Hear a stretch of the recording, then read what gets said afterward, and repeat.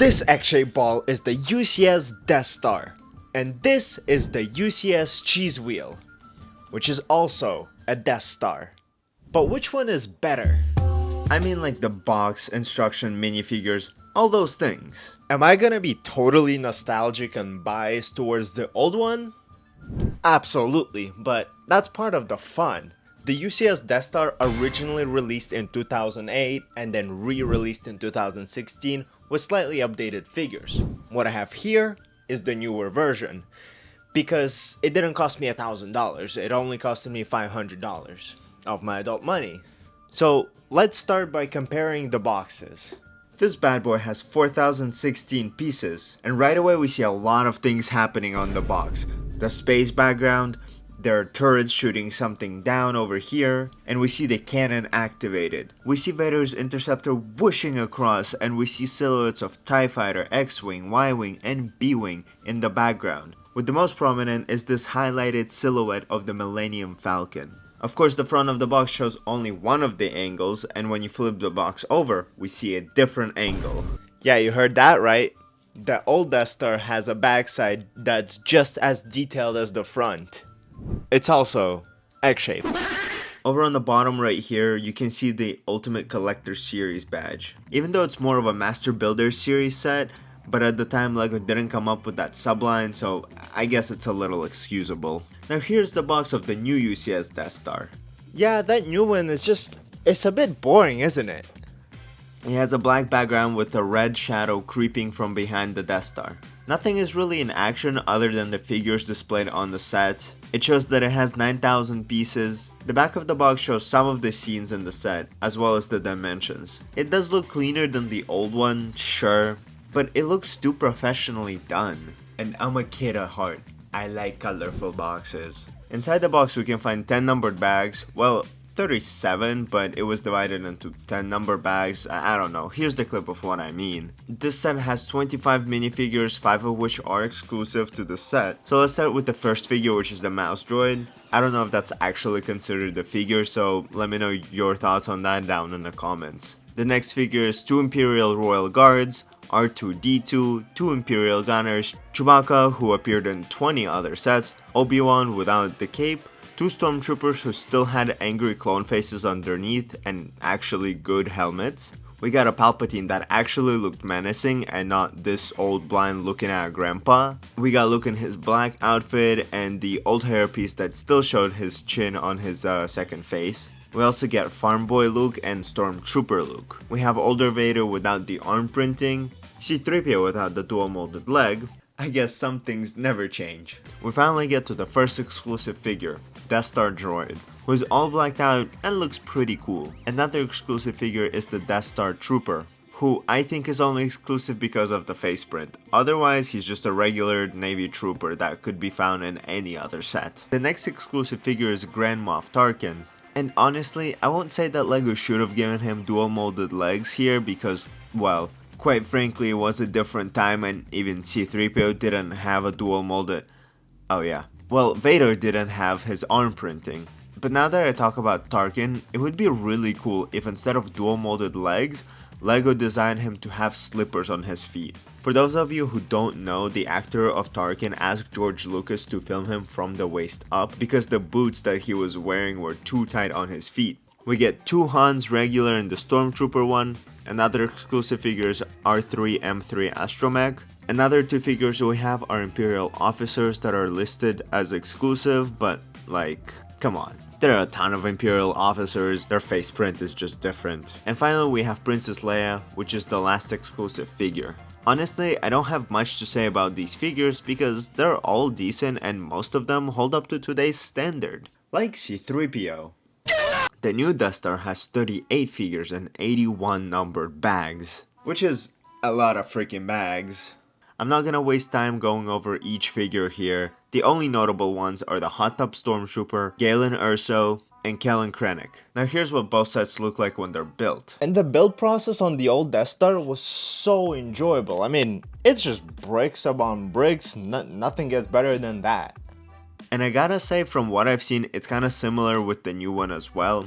You're always building out floors, there's not much of a skeleton building. Now let's go floor by floor for each set. Starting off the basement on the old Death Star, where we have, I guess, storage room with some fuel cans or ammo, and this awesome blue card. Nothing much. The new Death Star, however, is just the base without the ment. Truly a lost opportunity for designers to add something funny there, but it's not that important because they added Easter eggs, which I'll talk about at the end. Back to the old Death Star, and we get up to a second floor which has 5 rooms. The first room is the cannon or turret room that has a spring-loaded shooter as a play feature. It is one of those rooms that designers added for playability's sake, but it's just so cool and it's so nice to see. To the right of the Emperor's throne room, we can find the new and improved cannon room, where you can sit your minifigure down, move the cannon up and down. Unfortunately, you cannot shoot from it. The room is hidden away really nicely on the side. Moving clockwise on the old Death Star, next room is the cargo room that has this little crane in here with which you can pick up the boxes and move them over to the elevator. This elevator can move up and down using this little crank here. Well, my crank doesn't work, it's got performance anxiety. Once again, the new Death Star absolutely sucks and doesn't have the cargo room. But it does have the control room for C-3PO and R2 to be inside of, which is nice. However, it's so crammed in there you can't really play with it as much. The next room in the old Death Star is an actual scene where Luke and Leia leap across the abyss to escape from stormtroopers. And you can place your stormtrooper in either one of these 4 places and create your own little scene. In terms of playability, this room isn't the best, it just has one feature, but I do appreciate that designers didn't add the floor. The absence of it adds to the atmosphere of danger. The new Death Star also has this iconic scene, and it does really well for both display and play. There's this rod which moves left and right using the gear. There's also a bridge which also can be moved by another gear, but the issue is that this room doesn't have the rope. I know it'd be harder to display if they added the rope, figures would dangle and not look very good. But I just like that look in the old Death Star a bit more. Of course, they also had to include the abyss under them to create more danger. But the room itself does look small and cramped, which is okay. It's not about the size, but I'm just pointing it out. The next room in the old Death Star is the scene where Obi-Wan turned off the tractor beam. The way you would turn off the tractor beam is by sliding this little Technicron out and the structure just falls down. To reset it, you'd have to push it up and slide the rod back in. Very tiny feature, occupying a pretty large area. The new Death Star didn't make that mistake, and they made a scene nice and small, and utilized the space very well. We have Luke and Leia right above Obi-Wan, which looks really cool. We have a stormtrooper being on guard. He's clearly doing a great job. Another room in the new Death Star is the trash compactor, which is pretty small and full of junk, and although it's small, it is detailed and can fit all 3 of our heroes. Of course, it wouldn't be a trash compactor if the walls weren't closing, and as they close we can see the Dianoga. And as they close we can see Dianoga's eye picking out. And the last room on the second floor in the old Death Star is also the trash compactor. And much like the new trash compactor, this one also fits all of the characters and the walls close down. Only this old trash compactor is a bit bigger and it's more shaped like a slice rather than the rectangle. Of course we can find the Dianoga's eye peeking out, and for this rendition of Dianoga they actually included the body, and the way it sits down here is by using this kind of building technique. The walls of the trash compactor close by pulling this lever here, and a very simple technique mechanism starts closing the walls. The door of the trash compactor also opens. Unfortunately, there is no mechanism for it. You just have to manually open it from the back like so. And the final feature of the trash compactor in both sets is that it has a hole through which heroes can fall through. The entrance to the hole is located on the 3rd floor in the prison section of the old Death Star. You can twist this gear to open and close the hatch, which leads to the trash compactor. When it comes to the rest of the room, it has nice detail in it, like the control panel, which Han gracefully shoots in the movie. We also have the camera, which Han also gracefully shoots, and you can put a bunch of stormtroopers or guards in this room for Han to gracefully shoot them. The prison area looks really nice and has this really cool building technique where it narrows down a little, which is complemented by such an amazing sticker. probably one of the very few times when a sticker was used really well. Over on the right is Leia's cell. To open it, you would just twist this gear here and the door opens up. To access the interior of the cell, you can remove this wall and actually display the figures in there or play with them. Overall, it's a pretty spacious room. Now here's what the prison block looks like in the new Death Star. Yeah. It's noticeably smaller with much less area to play with. And although the consoles that are gracefully shot by Han look marginally better, the cameras seem to lack that improved treatment. They look like two massive studio lights. However, I do really like that orange flooring. It looks more accurate and also just kinda cooler than gray. Of course, there's a room with Princess Leia which could be pulled out from the side, which is a really cool and thoughtful feature. And of course the trash chute, chuta? I don't know, whatever. It's located on the left side from Leia's prison cell. Moving on to the next room in the old Death Star, which is the Emperor's throne room. And I don't know if it aged gracefully or poorly. That's something you can tell me in the comments. But I mean, it looks great and it captures the important part of the movie, which is amazing. But everything is just really crammed in there in comparison to the diorama or even the other sets. I mean, even his chair is not that good.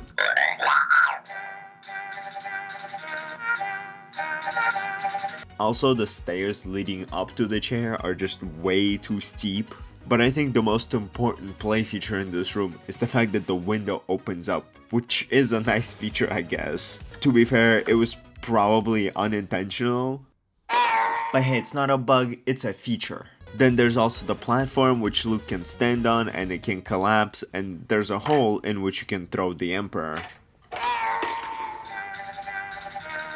If LEGO made a set that was just this exact room, they would probably charge $60 for it and blame it on inflation or tariffs. Well, comparing that old room to the new throne room is night and day difference. Just seeing the new throne room is enough for me to want the new Death Star. The stairs are perfect and thought out, the railing is amazing, the whole scene feels like they combine both the playability from the old Death Star with the display from the throne room scene, and they birthed this. I mean, it's truly so beautiful. All the details are awesome and the designers did a very good job with it. Going back to the old Death Star, the next room is the hangar bay. It has a black floor so it makes it stand out from the rest of the set quite a bit. It has some stickers for extra detail on the floor. Matter of fact, there are a lot of wall light stickers for detail in the set, which were really annoying to put on, a mistake they fixed in the new Death Star. In this room we can find a huge hole, which has a purpose. If you recall the elevator from the second floor, it actually goes up to this floor and it can deliver the cargo or whatever resources to this floor. Now of course there's Vader's TIE Interceptor here, which is such a great additional build, and inside you can fit Vader like so. Plus I must add that this ship is super easy to hold and switch because of this little part right here where you can hold it. The whole rig can be moved side to side using this little gear on the floor above. And over here we can find a hangar door, which leads us to the next room. The equivalent of this room on the new Death Star is this landing bay. And I feel like it's obvious that LEGO designers definitely improved this room as well. As much as I love that old hangar bay, this is just a huge improvement. The stars in the background look absolutely amazing and they're not stickers, which I mean for $1,000 you'd imagine there not being a whole lot of stickers. Right? Besides the starry background, I also have to point out the black floor, which stands out quite a bit when looking at this set. One slight caveat: stickers on the floor. I don't mind stickers on occasion, and only if there are very few of them. When it comes to additional builds, we have this shuttle, which is a much better addition than the Darth Vader's TIE. I mean, just look at that thing. It looks absolutely amazing on the display. Back to the old Death Star and to the Moneymaker room, the Planet Penetrator, the cannon room. Over on this side of the cannon, we can find additional control panels, but these are just here for playability. I love that the gears in the cannon are exposed and we can actually see them work when the cannon is moving up and down or side to side. And the way the cannon is controlled is actually by these gears on the final 4th floor, moving this control panel clockwise and counterclockwise will turn the cannon left and right, and this knob here will move the cannon up and down. The second control panel is there just for aesthetic purposes, and over to the right we can see a little sticker with Alderaan, and it's actually a two-sided sticker which you have to manually switch out. And of course I have to compare it to the cannon room of the new Death Star. The cannon itself looks amazing and it's improved significantly, with it even having a reference to the Endor show. To the side of the cannon there are new and improved control panels. This room does look much better, but a lot of playability is lacking. It seems like designers didn't know exactly what they wanted this set to be. Above the cannon room is like a viewing deck or something. Not sure, but it does have a little screen with Alderaan being destroyed, which is controlled by a gear off to a side. Now moving clockwise on the old Death Star, the next room is the maintenance room. Here we can store additional gear like stormtrooper helmets that can be hanged here, tools to repair droids, and the stand for the droid. Underneath the stand we can find this gear which controls the Vader's tie, but this room can be used for other things too if you desire. For example, a torture chamber, Vader's armory where he can have droids work on him. I mean, it's really up to your interpretation. Whereas the new Death Star doesn't allow that much creativity. It is a set mainly made for display and unimaginative play. They could have added some random cool rooms or Easter eggs in the front, but instead they opted in to have only movie scenes like Han running away from stormtroopers. But to be fair, they did add Vader's meditation chamber and all the posters on the side of it, like the pod racers and Padme's portrait. So I guess there is some visible Easter eggs. Next room in the old Death Star is another turret room. I mean, this is just another additional playability thing really. The turrets can move up and down using this little knob off to a side, and they can move left and right using this technique lever here, which is above the Emperor's throne room. The turrets look nicely detailed and look really epic to add the badassness of the set, so I love this room for that. Finally, the last official room in the new Death Star is the room where all the officers and generals meet up. I think this room is done really well and it has really good detail. And just so happens that the final room in the old Death Star is also this briefing room. I think in comparison to this old one, the new one does look like it has been improved significantly. However, the new Death Star does have very limited access to that room. Like, my fingers are too fat to actually get in there and I'm too lazy to take any extra steps. The briefing room in the old Death Star kinda has a perfect layout. Plus, each seat spins. Oh, there's one final feature both of these sets have. The elevator, which can go all the way down and up using this knob here on the old Death Star and a knob here on the new one. And it can stop on each single floor. I think that's a really neat feature and amazing playability that the designers added in both sets. Honestly, I would say it's a staple. The key difference between the two elevators is that the newer Death Star uses Technic pieces and a nice build technique, whereas the old one solely relies on a string. Now here's something the old Death Star doesn't have: the Easter eggs. The designers gave us a hot tub stormtrooper with his hot tub on the very top floor of the Death Star. It's an amazing reference to the game and I love seeing that. They gave us the mini kit, which is also iconic. They gave us the studs and height requirements for the stormtroopers. Those are pretty fire Easter eggs that should not be overlooked. I genuinely love them, and I also love that they're on the back side hidden away from the rest of the build. After looking at both of these sets up close, I still prefer this one much more. And yes, it's because of nostalgia. I appreciate the build techniques in the new one. I think they're really cool, has so much new updated stuff. But I'm just being nostalgic. It cannot beat the legendary status of this. This is the peak of LEGO Star Wars. But like I said, this video has been extremely biased.